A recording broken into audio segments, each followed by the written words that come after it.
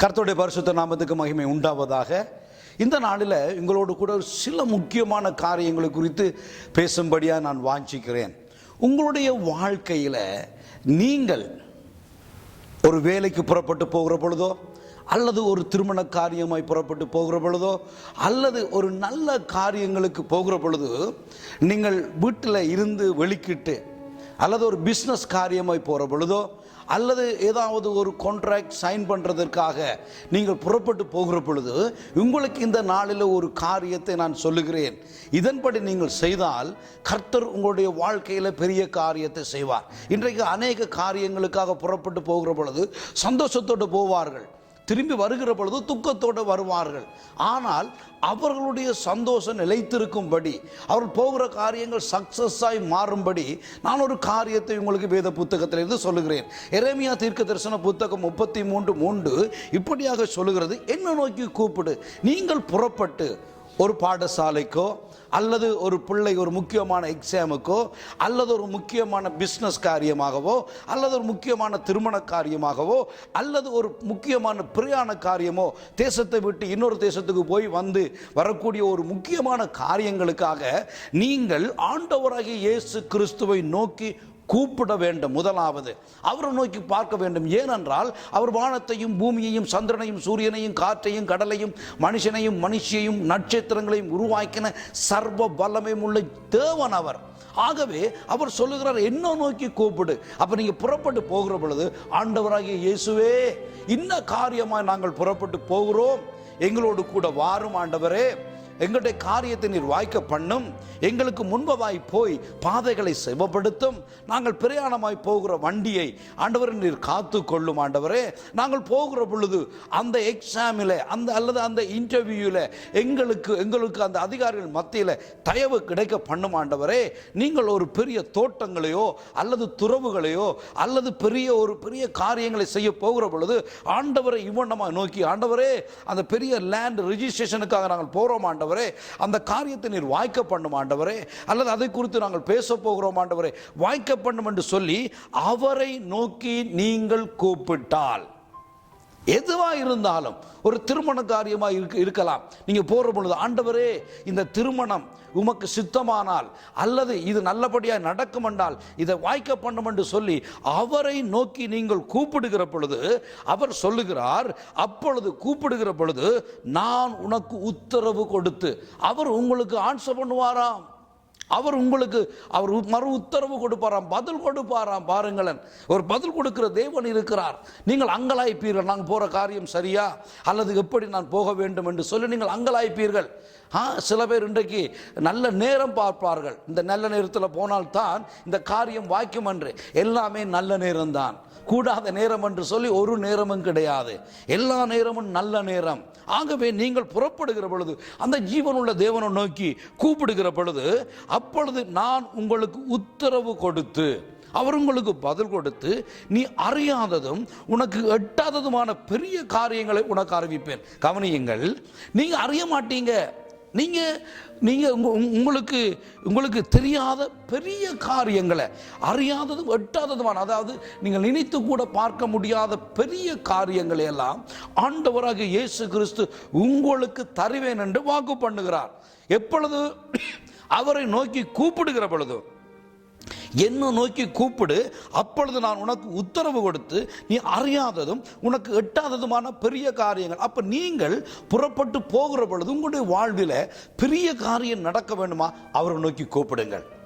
அல்லது பிள்ளைகளை கூப்பிட்டு, பிள்ளைகளை கரங்களை பிடித்து ஜெபியுங்கள், ஆண்டவரே, நாங்கள் போகிற காரியத்தை, இந்த பிள்ளையின் காரியமாய் போகிறோம், அல்லது என் கணவன் காரியமாய் போகிறோம், என் மனைவியின் காரியமாய் போகிறோம் என்று சொல்லி நீங்கள் கரங்களை பிடித்து கர்த்தரை நோக்கி கரங்கூப்பி கூப்பிடுகிற பொழுது, வேதம் சொல்லுகிறது, அறியாததும் எட்டாததும். எத்தனை பேருக்கு அறியாத பெரிய காரியங்களும் எட்டாத பெரிய காரியங்களும் கர்த்தர் உங்களுக்கு வாய்க்க பண்ண வேண்டும், கர்த்தர் உங்களை ஆசீர்வதிக்க வேண்டும், கர்த்தர் உங்களுக்கு பதில் கொடுக்க வேண்டும் என்று யாரெல்லாம் நினைக்கிறீர்களோ, உங்களுக்கு ஒரு ரகசியம் என்னவென்றால், ஆண்டவரை நோக்கி கூப்பிடுங்கள். பிள்ளைகள் ஒரு ஒரு ஒரு நல்ல படிப்பு, ஒரு நல்ல எக்ஸாம் அல்லது ஒரு ஸ்கூல் அட்மிஷன், ஏதாவது ஒரு காரியத்துக்கு நீங்கள் போகிற பொழுது ஆரை நோக்கி கூப்பிட வேண்டுமா?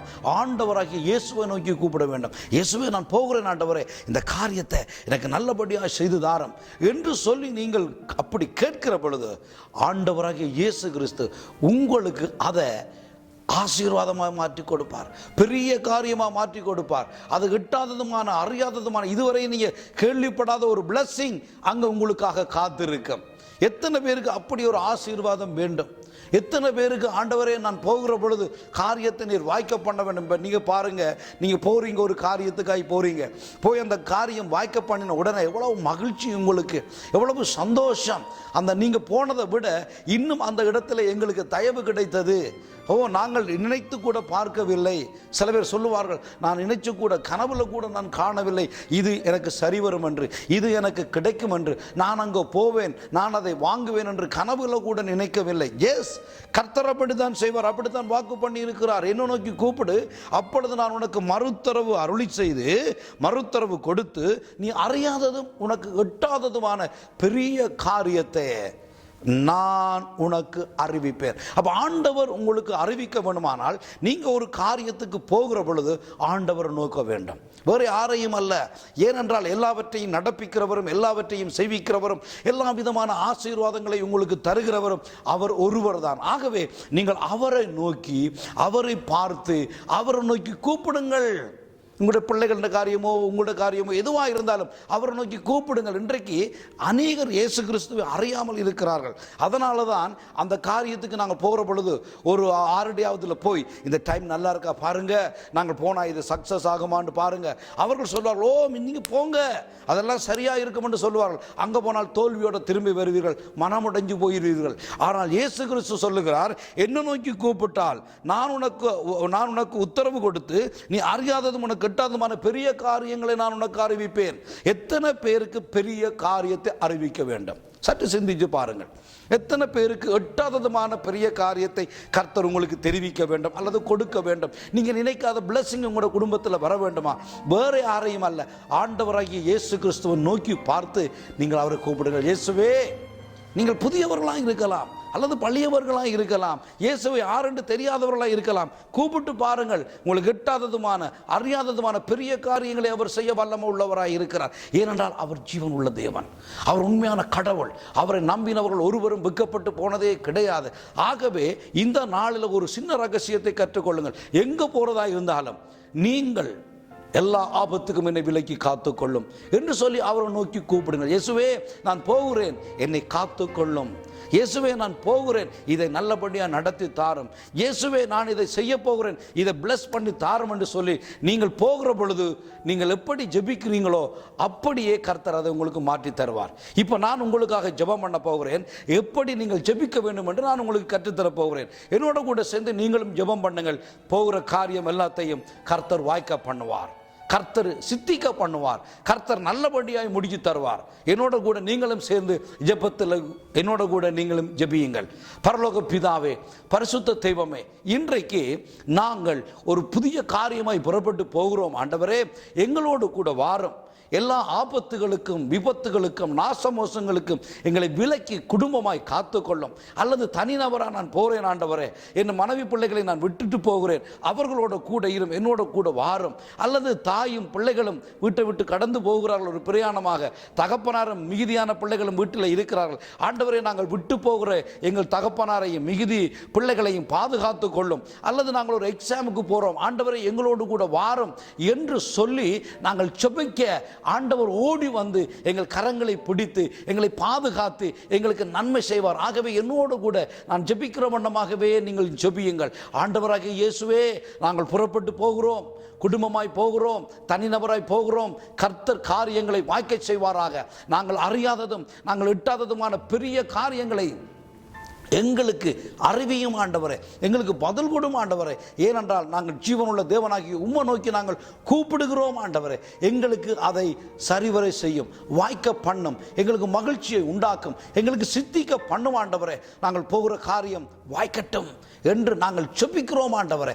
இப்படி யாரெல்லாம் ஜெபித்து போகிறார்களோ அவருடைய காரியங்கள் வாய்க்கத்தக்கதாக நீங்கள் கிருபை செய்தீங்கள். நீங்கள் கிருபை செய்கிற தேவன் ஆண்டவரே, கிருபை செய்து பதில் கொடுங்க. எல்லாம் வல்ல இயேசுவின் நாமத்தில் ஜெபிக்கிறேன் நல்ல பிதாவே, ஆமேன். அருமையான சகோதரனே, அருமையான சகோதரியே, இவ்வண்ணமாய் நீங்கள் எங்கே போனாலும் ஜெபம் பண்ணி கடந்து போங்கள். கர்த்தர் உங்கள் காரியங்களை வாய்க்க பண்ணுவார். ஆமேன். God bless you. Amen.